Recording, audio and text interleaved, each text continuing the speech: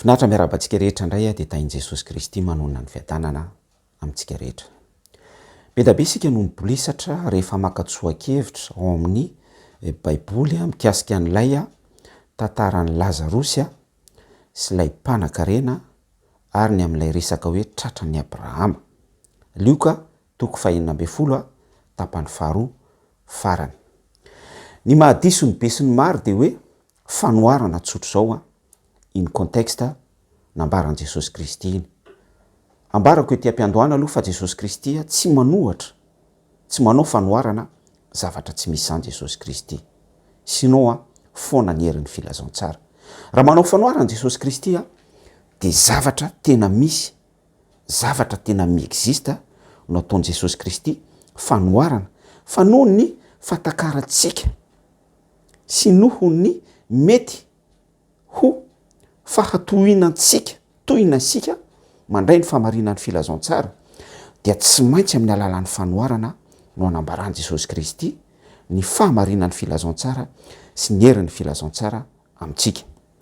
Raha fitiniko zany dia hoe ny contexte Lioka 5:12 mikasika an'ilay MPANAN-KARENA, Lazarosy, i Abrahama, tratran'ny Abrahama dia tsy mijanona hoe fanoharana fa tena zavatra misy, tena misy ny tompoko fa tsy hoe fanoharana fotsiny. Fa ireo singa izay voafatotry ny fanoharana ao anatin'iny contexte Lioka 5:12 tapany 2 iny dia ilay MPANAN-KARENA, ilay Lazarosy, ilay mantra izany, ary ilay Abrahama, tratran'ny Abrahama. Ireny no mifono fanoharana, zany hoe misy zavatra tokony takarintsika ao anatin'ny hoe iza i Lazarosy, ilay mantra, iza ilay MPANAN-KARENA, ary midika inona ny tratran'ny Abrahama, mikasika ny Abrahama izany. Eo ilay fanoharana.